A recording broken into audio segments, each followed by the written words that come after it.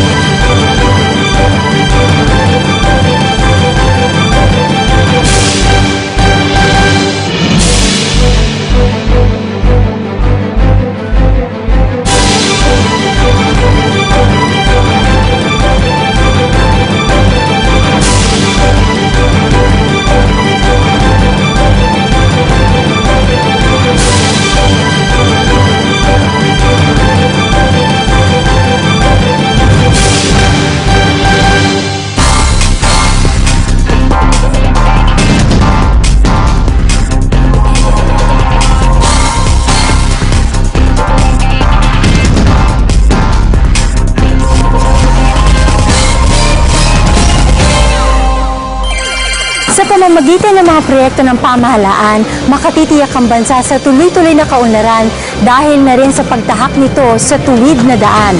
Samantala, sa aming susunod na feature, hatid namin sa inyo ang isang halimbawa ng public-private partnership.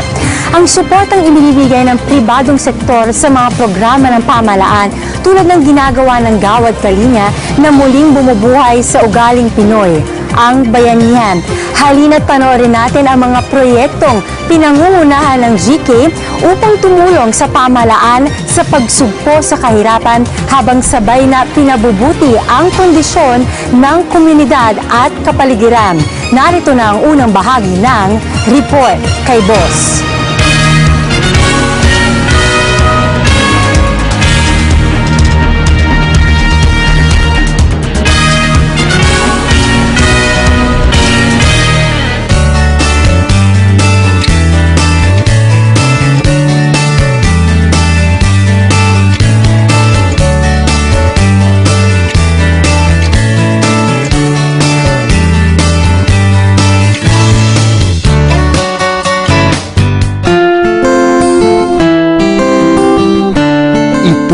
Gawad Kalinga, nangangahulugang pagbibigay halaga sa kapwa-tao at komunidad. Isang community development foundation na nakabase sa bansa. Naglalayong sugpuin ang kahirapan at kilusang pag-isahin ang bansa tungo sa kaunlaran.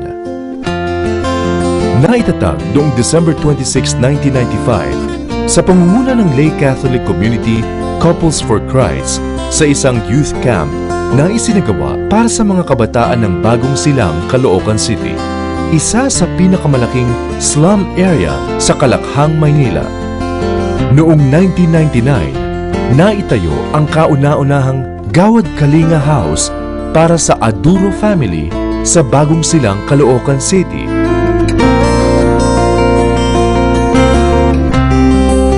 Siya si Antonio Meloto, o mas kilala sa tawag na Tito Tony sa mga miyembro ng Gawad Kalinga. Sinimulan niya ang pagtulong sa mga mahihirap noong siya ay nasa Couples for Christ noong 1985. Maganda rito ngayon kasi mga korporasyon na magkaribal ay nagtutulungan, pati mga eskwelahan at Ateneo Lasal, magkatabi lang silang nagbo-volunteer dito. Kasi ito po ay tinatawag nating nation building. Ito yun yung concrete na response natin sa initiative ng ating Pangulo. No? Ito kasi sa pagpasok ng 2010, pagpasok din ito ng second phase of Gawad Kalinga. Nag-launch kasi ito ng during when Tita Cory was around in 2003. And then ngayon, 2010, yung anak niya naman ang presidente.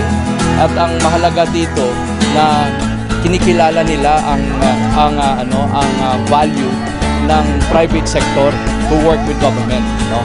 Kaya nakikita rin natin na hindi lamang gobyerno ang dapat bigyan natin ng problema, dapat na lahat ng blame sa nangyari sa bansa natin, kundi ang yung private sector din na we should love our country and we should restore also our faith in government. Ngayon, meron tayong Pangulo at saka pangalawang Pangulo at bagong administrasyon na siguro bagong panimula din. No? And makita ninyo karamihan dito ay mga kabataan dahil sila talaga magbabago ng bansa natin. Salamat kami sa Jackie, tungod binigay niya kami ng kabuhayan at saka bahay. Sa kasalukuyan, ang Gawad Kalinga ay naipapatupad na sa mahigit 1,700 na komunidad sa bansa at ilang developing countries tulad ng Indonesia, Cambodia at Papua New Guinea. Sinimulan din ng Gawad Kalinga ang paglalapit at pagputol sa pagitan ng mayaman at mahirap at ang pagtutulungan ng pamahalaan at ng mga pribadong sektor sa lipunan sa pamamagitan ng espiritu ng bayanihan at pagkakaisa.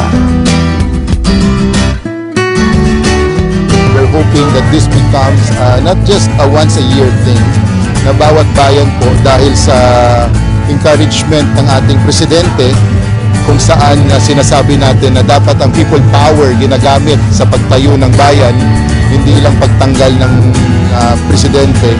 Ito po yung pinapakita. And this is because of the inspiration of the new administration that we are seeing a rise of volunteerism. Ang daming tao no? And because of that inspiration, we're looking at really building a Pilipinas na masasabi natin, atin ito, atin lahat, no? Pilipinas para sa lahat at walang maiiwan dito ng Pilipino. Nangyayari dito, ito yung partnership na the kind of partnership that Pinoy is pushing, no? Private public. Ito lahat dito, sila gumastos ng pamasahin nila, ng accommodation, sila gagastos ng pagkain nila. And the part of the government, the local government and the national, nag-support tayo ng yung DOTC sa Transpo, tinutulungan po tayo doon. At dito sa DepEd with the schools, the opening up, and of course the support ng LGU. Ito dapat yung formula natin sa pagtayo ng bayan, yung public-private. Kasi marami namang private people na gustong gumawa nito. So the part of government with the leadership po natin ngayon, we're opening the door and saying, hey, hindi namin to kaya. Kailangan namin kayo. This is what the President has always been saying, kailangan ko kayo. Yung kailangan ko kayo na portion, ito yung response. No? Ito yun. Ngayon, nakikita natin. May energy na talagang nagpupush sa amin na mag-work. Parang motivated talaga kami, no? Like, tugtog pa. Talagang kompleto Talagang ibang klase. Kasi gagawa ka lang na napakarungkot na eto pagod pero talagang masaya. Parang game lang. At upang patatagin ang espiritu ng bayanihan, inilunsad sa pamamagitan ng Presidential Communications Operations Office ang Pilipinas Natin. Previously, the paradigm was government initiates and does everything, and all that the people have to do is to wait for the benefits to reach them. Now we have a new paradigm of nation building. It's the people themselves feeling empowered, taking the initiative, and even young people are stepping up and claiming responsibility for helping build a better country. They also did some activities on mangrove protection to protect the mangrove plantation around Bantayan Island. So that is the activity for this week. We called it Bayani Challenge because we consider volunteerism as an act of heroism among our young people, among our citizens who are dedicating themselves to the service of their country and their countrymen.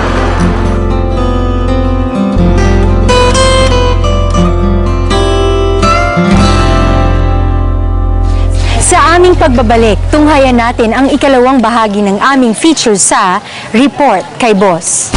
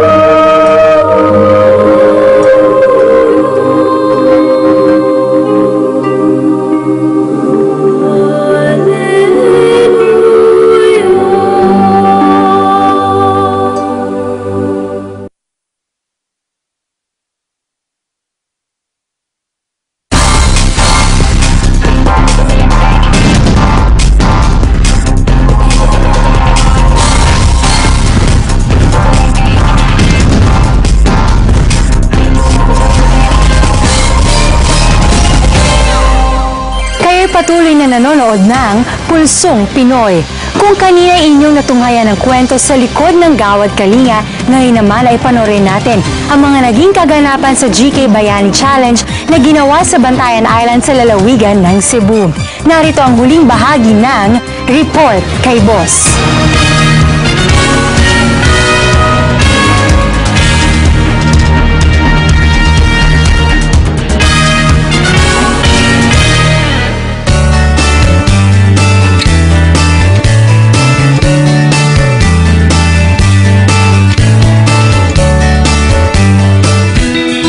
Ang bayan ng Santa Fe ay isa lamang sa 3 munisipalidad ng Bantayan Island na nakinabang din ng malaki sa maraming community development programs na ipinatupad ng Gawad Kalinga sa nakaraang Bayani Challenge. Una sa mga programang ito ay ang pagtuturo ng kahalagahan ng isang may malusog na komunidad. Our goal of coming up with this health build for this community is to empower them to be able to take care of themselves, so that whatever kind of difficulties or diseases or health problems they may be able to encounter in the process, they would be able to at least do some basic procedures or basic care for themselves and for the members of their family. Tulad nito ay ang paghahanda ng mga ina ng tahanan sa pang-araw-araw na pagkain na tama sa budget at nutrisyon ng kanilang pamilya. Isang serbisyong ibinigay ng mga volunteer doctors, nurses at medical practitioners. Sumunod ay ang paglilikha ng isang animo paraiso para sa mga batang di naranasang gawing kasaya-siya ang pag-aaral dahil sa kahirapan ng kanilang pamilya. Bukod sa values formation, ang karapatan ng bawat bata na maglaro at makakuha ng edukasyon ay makikita sa Child and Youth Development Program na ito ng GK. Ang pagkalinga para sa mga kabataang tinaguriang pag-asa ng bayan sa hinaharap ay bahagi ng bagong pagsasabuhay ng pagiging isang Pilipino. Pilipinong may pagmamahal sa Diyos at sa bansa. Kung ang mga kabataan ay naturuan at napasaya ng ating mga GK Bayani, nabigyan din ng panibagong anyo ang mga paaralang kanilang tinutuluyan at paligid nito. Tanda ng isang maunlad na bayan ay may malinis at epektibong programang pangkapaligiran. Ang Green Kalinga program ng GK ay may mga aralin at pamamaraan kung paano maproteksyonan at mapangalagaan ng isang komunidad ang kanilang kapaligiran. Tulong-tulong ang iba't ibang volunteers ng mga academic institutions at civil society groups na nagtanim ng puno, nagtanim ng libu-libong mangrove seedlings, at araw-araw na namulot ng mga basura sa mahabang baybayin ng isla ng Bantayan. When you realize that you're doing something for a purpose, my purpose, which is helping our mother environment, nakakagaan ng feeling after doing it. These are small steps, but big for everyone, for Mother Earth, and for everyone. Maski nakakapagod, pero we have to do something even in tiny little steps. Nagkaroon din naman ng bonding time ang lahat ng mga GK service teams at volunteers sa gitna ng 5 araw na community service. May beach competitions, cooking contest, sharing sessions, tugtugan at sayawan, at higit sa lahat, ang isang tunay na hamon sa kanilang galing, lakas at bilis. Ang naganap na Bayanihan Race. But all in all, we enjoyed the trip, the excitement. It's not all about the race, it's all about what we do here, and we just continue to live the race and be a part of it. Ibang klase yung experience na yun. Walang bayad dito, hindi racket yung ginawa namin. Busa loob namin ang talagang tumulong, and actually nag-enjoy talaga kami. Sa isang Youth Leaders Summit, nagpahayag ng patunay ang ilang grupong kumikilos para ipakita na ang lahat ay may magagawa, maliit man na paraan para maiangat ang bansa sa kahirapan. Nakita ko ito isang magandang pwede nating gawin at i-replicate sa iba pang mga paraan at sa iba pang mga lugar sa Pilipinas, lalong-lalo na sa mga eskwelahan, no? Yung mga kabataan mismo ang nag-i-initiate nito, sila mismo yung lumilika ng kanilang mga programa at sila rin ang kumukuha ng kanilang pondo, no? So sa palagi ko ito very empowering at makakatulong ito hindi lamang dun sa mga proyekto pero para dun sa value formation din ng mga kabataan. Kalinga sa kapwa Pilipino, volunteerismo, bayanihan, pagtataguyod sa karapatang pantao Ipinamalas ang lahat ng ito sa nagtapos na Gawad Kalinga Bayani Challenge sa Bantayan Island, Cebu. Pero di lamang sa mga naging kalahok, kaya rin ng bawat Pilipino na maging isang bagong bayani sa sarili niyang tahanan, paaralan, komunidad at bayan.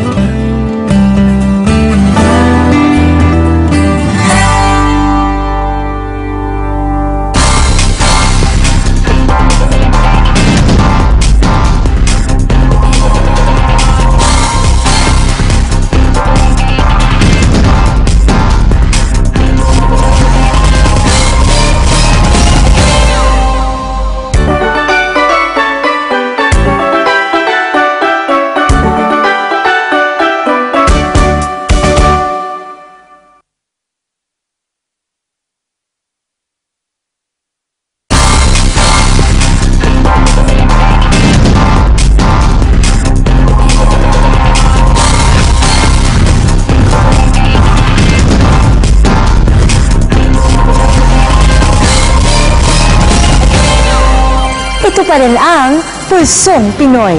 Ang Santo Papa ang pinakamataas na religious leader ng mga Katoliko. Hindi mapagkakaila ang kanilang malaking impluwensya sa mga Pilipino. At dito mismo, sa upuang ito, minsan naupo ang ngayon malapit na ang beatipikahan bilang Blessed John Paul II. Halina't subaybayan natin ang paggunita ng mga Pilipino sa pinakamamahal na Santo Papa dito sa Kultura at Kasaysayan.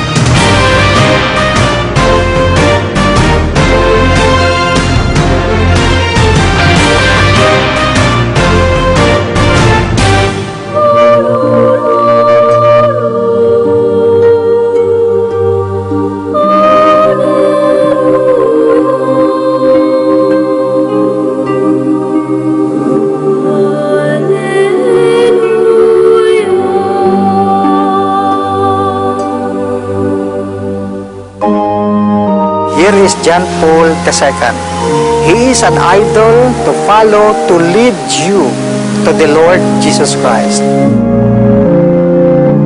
Karol Józef Wojtyla, ipinanganak sa Wadowice, Poland noong May 18, 1920. Kinilala bilang John Paul II noong October 16, 1978. Ganap na ulila ng maging pinakabata at pinakaunang non-Italian Pope.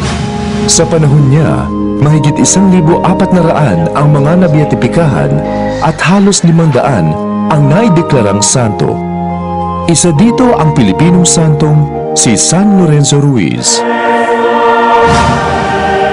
April 2, 2005, nang siya'y pumanaw, matapos ang pakikipaglaban sa epekto ng Parkinson's disease sa edad na 84. Sa mismong araw ng kanyang pagyaw, nakiisa ang mga Pilipino sa pagluluksa kung saan kabi-kabila ang mga misa ng mga Filipino community maging sa Roma. Narinig din ang mga katagang Santo Subito na ang ibig sabihin ay make him saint immediately, dahilan upang maging exempted sa mahabang canonization process at ngayon nakatakda ang kanyang beatification sa unang araw ng Mayo. Naitala bilang well-traveled Pope sa mahigit 129 na bansang kanyang binisita. Mapalad ang Pilipinas na 2 beses na sinadya ng Santo Papa, dahilan upang mapamahal siya sa mga Pilipino. Tulad ni Nanay Lita, na ang anak ay tutungo pa sa Roma para saksihan ang beatification ng pinakamamahal na Papa. Yung panganay kong anak na si Ferdinand, nung ikasal siya noong March 2000, after the wedding sa St. Patrick Cathedral, nagpunta siya sa Rome. Binigyan siya ng special blessing ni Pope Paul II. Lagi rin siyang nag-a-attend ng World Youth gatherings. Siguro nakasampu na siya kasama ang kanyang mga anak. February 1981, 30 taon lang nakalipas nang halos 1 milyong katao ang nagkatipon sa Bacolod, pagbisitang naging kampanya niya sa pagpapabagsak ng diktatorya. Well, it's something indescribable. It's something that has never happened, you know, and we are happy. And I think I'm fortunate enough to have witnessed the visit of such a holy man, and yet he has that human touch with a mischievous smile. So it's very human, and it's very rare that you find such a combination of holiness and humanity in a person. John Paul II had that magnetism within himself and that charisma which could attract people, not for himself, but for the Lord Jesus Christ. Here is John Paul II. He is an idol to follow, to lead you to the Lord Jesus Christ. Year 2010, International Year for the Priest. Isang simbolo ng pagbisita ng Santo Papa ang naitayo sa Bacolod. Isang lugar na naging luklukan ng mga memorabilia at kanyang abito na mula pa sa Krakow, Poland. Together, we made a plan to put up something. What Attorney Palanca decided to do was beyond our expectation. Because I was thinking that we will just put up a marker to remember the visit of the Holy Father. But Attorney Palanca decided to put up an 8-story tower. He donated the lot and he spent for everything that was needed for the construction and the finishing of the tower. And we call it the John Paul II Tower. Si Brother Tagoy at ang kanyang kapatid ay kapwa pinagkalooban ng talentong kanilang ibinabahagi naman sa Diocesan of Bacolod sa paglilok at pagbinta sa imahe ng dating Santo Papa. When I was commissioned to do the sculpture of Pope John Paul II, what came to my mind was the message of the Pope during his visit here in Bacolod that can be summarized in 3 relevant topics. Ito ang mensahe ng Santo Papa noon para sa mga nagmamay-ari ng tubuhan, ang kanyang kampanya sa pantay-pantay na karapatan para sa mga maralitang manggagapas ng tubo sa rehiyon ng Negros. I guess it was the issue of land reform. The Pope, as the head of the Catholic Church, was preaching not only the faith, but the exact revelation of faith through the work of justice and peace. Panawagan din ang iniwang mensahe ng Diocesan of Bacolod sa kanilang mga mamamayan. To those who welcomed the Holy Father in Bacolod 30 years ago and who have with you some souvenirs of that momentous event, we ask you to please donate them to the tower. Let us keep the memories of John Paul II's visit here in Bacolod alive by having those memories available to be seen by the faithful and by the public. Mapalad din ang Our Lady of Peace and Good Voyage Parish sa Tondo dahil sa makulay na 40 taong kasaysayan na kanilang pinanghahawakan. It was knowledgeable upon many people here that he had a very, very caring heart for the poor, especially for the children. And that's the reason why many children here, under the care, under the wardship of Father Pedro Berceles, wrote the Pope, and he obliged, you know. And in February 18, 1981, he visited our parish. Patunay sa pagpapahalaga nila sa makasaysayang pagbisita ng Santo Papa ang pag-iingat nila sa mga secondary relic na nasa pangangalaga ng mga Recoleto. This year, our parish, the Our Lady of Peace and Good Voyage, dito sa Del Pantondo, we are celebrating the 40th year anniversary as a parokya ng aming simbahan. At itong pagbibisita ng dalawang Santo Papa na sina Pope Paul VI noong November 27, 1970 at Pope John Paul II noong February 18, 1981, ay masabi namin kasama na naming gugunitain na parte na ng aming kasaysayan.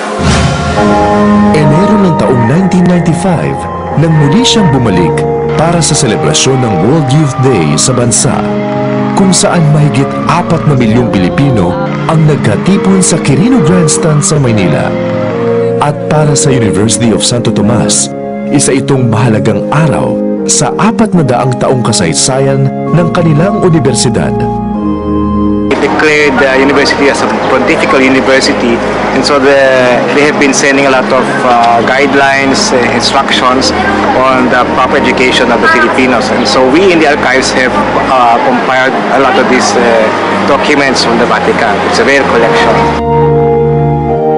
Sa pinakamatandang universidad ding ito, matatagpuan ang isa pa sa mga papal chair na ginamit ng Santo Papa sa isa sa kanyang mga misa sa bansa. The Pope came here for the first time. I was one of the thousands there outside, and as the Pope was approaching me, parang I could not stand it, and I started to cry, and I said, it doesn't matter if I cannot touch him. It's enough that I felt his presence. So it was fantastic.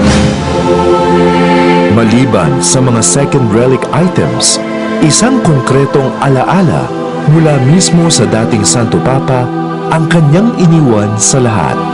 Sa loob ng University of St. Lasal, dito sa Bacolod City, matatagpuan ang isang institusyong si Pope John Paul II mismo ang bumuo sa Roma, na tinatawag na John Paul II National Institute for Studies on Marriage and Family.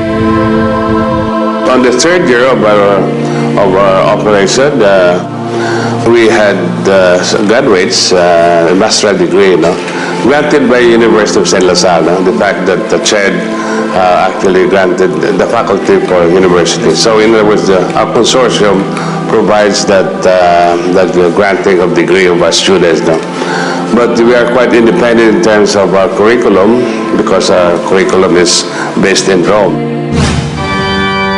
Ang institusyong ito'y isang masteral education na ang layon ay magturo at magbigay ng matibay na pundasyon sa pagpapamilya at kasagraduhan sa sakramento ng kasal. In fact, the vision of the Father that as long as we have stable marriages, as long as we have stable family, we can have a beautiful country, a beautiful nation. Ang paggunita ng mga Pilipino sa pinakamamahal na Santo Papa ay higit pa sa payak hanggang sa pinakamagarbong kagamitan, higit din sa maganda at mamahaling istruktura at lalong higit sa matatag na institusyong kanyang ipinamana. Pangako ng mga pusong hindi lilimot sa buhay na ibinahagi ng nag-iisang Blessed John Paul II. For me, Pope John Paul II is a prophet for this century. He is a prophet not only for the young Filipinos, but also for all Filipinos.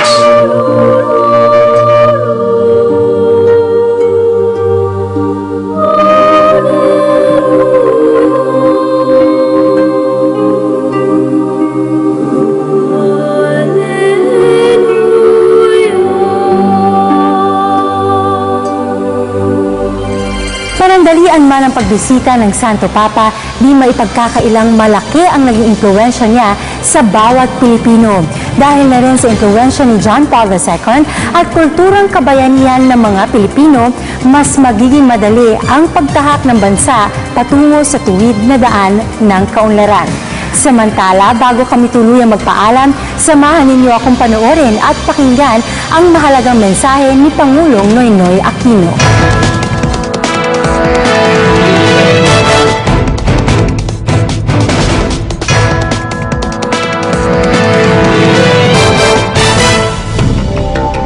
The improvements we are experiencing are really just a result of our revival of a long-forgotten concept that public funds are not for public officials. They belong to the Filipino people and must therefore be spent for the Filipino people. If we can consistently put this into practice in the next 5 years and 2 months, then it will become part of the norm rather than the exception, such that the next president, the next batch of elected public servants, and our people will merely continue the good we have all collectively begun. At inyong napanood ang kabuuan ng Pulsong Pinoy sa linggong ito. Tune in again next week para sa isa pang episode na puno ng kaalaman tungkol sa kasaysayan at programa ng pamahalaan para sa kaunlaran ng bayan. Muli ako po ang inyong lingkod, Zairine Parsad. Magandang araw po sa inyong lahat.